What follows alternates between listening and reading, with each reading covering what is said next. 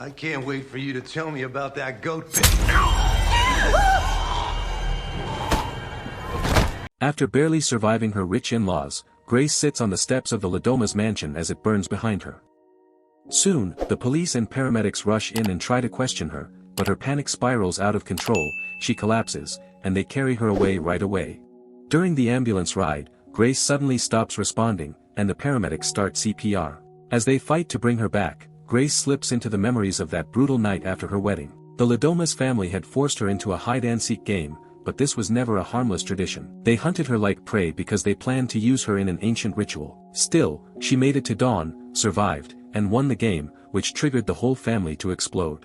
After a long struggle, Grace finally wakes up again, only to find herself handcuffed to a hospital bed. Detective Bassett tells her she is being held on suspicion of murder and arson. 2 bodies were found in the house, and the blood on her wedding dress does not belong to her.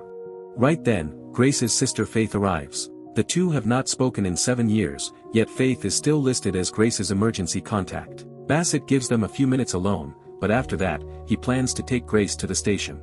Once he steps out, the sisters immediately fall into an ugly argument about their broken relationship. Grace is especially hurt when she learns Faith has been living close by in New York and never reached out. Faith fires back that Grace made it clear she did not want to be the big sister anymore. Faith also wants answers about what happened, but Grace is sure she would never believe the truth. Just as Faith is about to leave, Grace finally opens up and tells her everything, including that her own husband stabbed her and that she saw a ghost at the end. At the same time, sick millionaire Chester is watching a news report about a war still going on. He makes a call to approve a ceasefire, and within seconds the reporter announces the fighting is over. Right after that, Chester gets a visit from the lawyer, who tells him the entire Ledomas family is dead and the bride survived. Chester orders his butler to find his children while he sends messages to the other families tied to the same satanic cult, warning them that the seat of power is now open. In China, Chen Xing instantly calls her lawyers. In Spain, Ignacio hugs his assistant in celebration. In New Jersey, Bill celebrates by taking illegal sugar. In England, Viraj finds his brother Madhu in a club, and they celebrate too. Then twins Ursula and Titus arrive to see their father, Chester. They believe the seat of power should go straight to them, but Chester reminds them that the rules do not work that way. When Titus starts begging, Richard slaps him and tells him to act like a man. Chester reveals the master ring and warns them it must stay inside the family. He wants them to win the seat back. Ursula promises they will, and Chester hands them a pillow, telling them to do it. The twins grab it together and press it over Chester's face until he is dead. Back at the hospital, Bassett is escorting the handcuffed Grace toward the station when everything blows up fast. Bill suddenly appears in the hallway and throws a knife into Bassett's neck, killing him instantly. Then Bill pulls out a second knife and goes after Grace, forcing her and Faith to sprint for their lives. They hit a dead end, backtrack, and duck behind the reception desk. Bill searches everywhere, but when he checks behind the desk, the sisters are already gone. They are hiding in another room, waiting until he moves farther down the hall before slipping out again. They catch sight of Bill once more, but he quickly leaves to keep searching. The sisters return to the corridor and reach Bassett's body. Grace takes his gun, and they try to escape, but Bill blocks them again. When Grace attempts to shoot, Bill shoves her hand away, disarms her, and knocks her down. He gets ready to stab her, but then his body suddenly explodes, sending Faith into a panic. Grace rushes back to Bassett's body to get the handcuff keys. Once her wrists are free, she opens the evidence bag and puts her blood-stained wedding dress back on. The sisters head for the elevator, but the lawyer appears and throws a gas grenade at them, knocking them out cold. He explains that Bill died because he tried to kill Grace before the game officially began, which breaks the rules. Meanwhile, the twins arrive at the family resort, where Ursula shuts down a wedding by claiming there is a gas leak. The bride panics, and Titus insults her before kicking everyone out with even less tact than his sister. A speaker announcement orders the rest of the resort guests to leave as well. The twins then run into their cousin Kip, who is excited for the big meeting. Soon after, the twins welcome the rest of the council, which has not gathered since 1963. Ignacio arrives with his son Felipe, Chen Xing shows up with her freeloading son Chung Fu, and Viraj and Madhu arrive with Madhu's wife Martina. Right before a helicopter brings in the sisters and the lawyer, the whole group is already setting the stage for something worse. A few minutes later, Grace and Faith wake up tied to chairs in the council room with muzzles over their mouths. The lawyer brings in a massive book and explains that he is the only attorney for the organization, which is run by a council made up of the 6 family heads. Since Grace's in-laws exploded because she won the game and Bill's family exploded as punishment for cheating, only 4 families remain. The council seat of power is represented by the master ring, and because a bride has won the game, the seat is now open. Grace has also triggered a rare company clause that lets her compete for the high seat herself. Once Grace is unmasked for questioning, the lawyer asks why she told her in-laws she had no family when Faith clearly exists. Grace does not answer directly and says she does not want the chair. But the lawyer tells her she has no choice, because the council controls the world. She will have to play hide-and-seek again, this time against the heads of the 4 families. If one of them kills her, they take the seat. If she survives until dawn again, she wins. Grace tries to refuse, but they threaten to kill Faith, so she agrees. Faith is unmuzzled too and complains about getting dragged into all this, especially since she had not spoken to her sister in 7 years. Before they can go any further, Ignacio's daughter Francesca bursts in and reveals she used to be engaged to Grace's husband. She wants the engagement ring, so Grace explains she threw it at him before he exploded. Francesca gets furious, and Ignacio has to pull her away. Then Titus steps in with 2 needles and sedates both sisters. The lawyer then lays out the rules. Only the head of each family can hunt, and each one must sign the book with their own blood. Ursula and Titus are the exception because they are twins, so there is no seniority and both of them get to play. The hunters can only use weapons that existed in the era when their ancestors joined the cult. They are not allowed to kill each other. If one of the heads dies, the next relative in line can join. The other relatives are allowed to watch from the house. After the sisters are dropped onto the golf course, the game finally begins. Most of the family heads race toward golf carts, but Titus has already taken the keys from every cart except his own. Ignacio calls them cheaters, so Ursula slaps him and the twins speed away. At the 9th hole, Grace and Faith wake up handcuffed to each other. Grace quickly realizes the cult is using Faith to slow her down. They argue over what to do, but then a drone sent by Chen Sing appears. Grace grabs a flagpole and waves it to keep the drone away, but Chen Sing says she only wants to talk and was about to explain a loophole. Before she can finish, Ursula shoots the drone out of the sky. The sisters run again, and the twins chase them while Ursula keeps firing. Faith and Grace push themselves as hard as they can, but they eventually hit a giant wall blocking their path. They turn back, and Faith starts mocking Grace for not knowing her husband was in a cult, saying Grace only cared about the money. Grace fires back that Faith is being a hypocrite because her boyfriend works in finance. Faith insists he was a starving actor when she met him. Then they hear Ursula searching nearby, so they hide behind a trunk. Suddenly Titus appears behind them, but Grace dodges in time. His weapon gets stuck in the trunk, and he yanks the girls down by their arms. He then tries to choke Grace, but Faith shoves him off. The sisters run with their arms stretched out, swinging the handcuffs at him. Ursula wants to shoot them again, but they are already gone. Frustrated, she slaps Titus and tells him they need to win so their father's death means something. As the sisters come out of the woods, Ignacio spots them and raises his sniper rifle. But the ammo slips out, and while he tries to fix it, he accidentally fires the gun. The shot misses the girls, but it gives away his position. The sisters run again while Ignacio keeps shooting, driving them into a garden lounge. Inside the house, the relatives watch everything on the security cameras. Kip tries texting the twins to warn them where the sisters are, but the lawyer catches him in the lounge. Faith spots a propane tank and opens it to fill the area with smoke, making it impossible for Ignacio to see them. The sisters try to escape, but they run straight into Viraj, who attacks with a sword.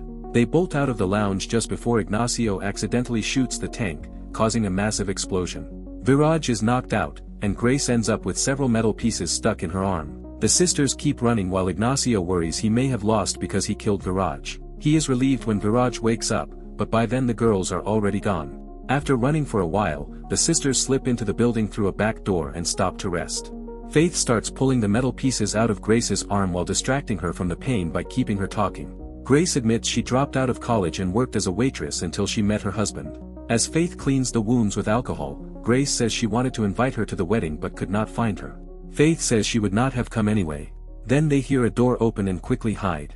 They spot Viraj searching for them, so they sneak out through another door, but he hears them and gives chase. The sisters race down a corridor until they reach the maintenance room.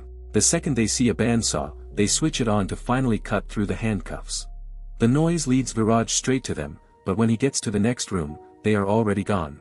The girls shove a cart into him and pin him against the wall. Viraj fights back, and they grab whatever they can reach to defend themselves. Faith smashes him with an ironing board and knocks him out long enough for them to run. When Viraj starts coming after them again, they hit him with a hanging bag, forcing him to drop his sword. He knocks Faith down, and Grace tries to throw another bag at him but he throws it right back and floors her too. As Grace crawls away, Viraj follows her, only to get slammed by Faith, who sends him crashing onto the tray of an industrial washing machine. Grace turns it on, and the sisters work together to shove him farther in until he ends up inside the machine. They slam the door shut and start the washing cycle. Boiling water pours over Viraj, slowly burning him alive. When the cycle ends, the machine opens and he tries to crawl out, only to die moments later. Grace searches his jacket and finds his phone. Back in the council room, Madhu completely loses it. The lawyer reminds him that since Viraj is dead, Madhu has to join the game, or his family will lose the cult's blessings. Madhu is terrified of fighting, so he decides to hand his family position to his wife. Martina freaks out and threatens to kill him, but Madhu does not care and signs the document anyway. Now Martina has no choice but to sign the book and enter the game. Meanwhile, the sisters call 911 and ask for help, not knowing Ursula is the one answering. Her family owns the phone company, so she set things up to capture every outgoing call in case Grace ever got her hands on a phone. Ursula tells them the cops will arrive soon and tells them to wait by the main gate. The girls rush through different rooms, but Chen Xing blocks them inside the casino with a sword. Then she changes her tone, says she does not want to fight, and lowers the blade. Chen Xing explains that her lawyer found a loophole. If Grace marries her son, Chen Xing's family gets the seat and Grace gets to live. Faith wants her to take the deal, but Grace is suspicious and asks what marriage would really mean. Chen Xing admits it would make Grace part of the cult, which means she would have to take part in all the rituals, including killing innocent people. Grace immediately turns it down. At that moment, Ignacio comes in firing, and the sisters duck and dodge. Chen Xing picks up her sword again and steps between Ignacio and the girls, knowing he cannot kill her. She tells Grace to take the deal or she will have to kill her herself. Ignacio runs out of ammo and starts closing in, so Faith throws chips at Chen Xing to distract her. Grace lunges in, turns Chen Xing around, and accidentally forces her sword straight into Ignacio's neck.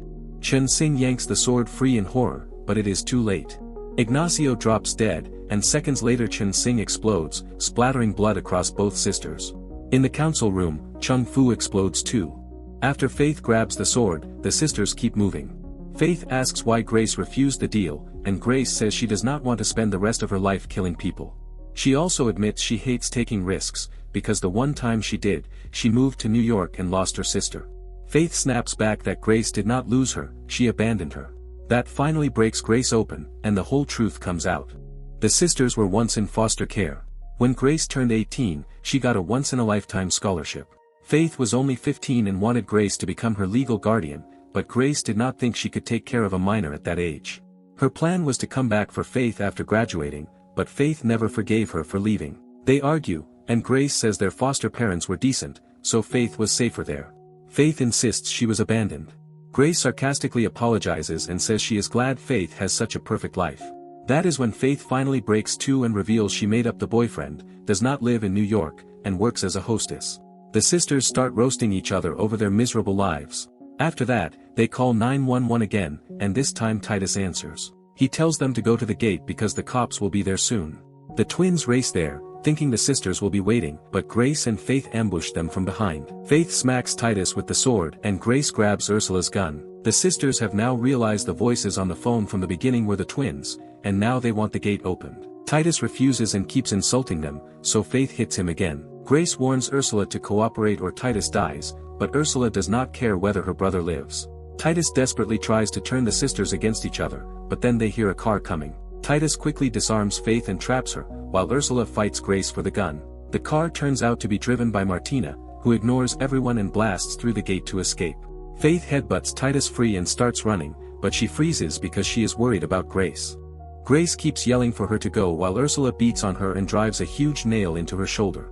Before Ursula can finish her, Faith shoves her off and knocks her out. The sisters then jump into the twins' golf cart and speed away.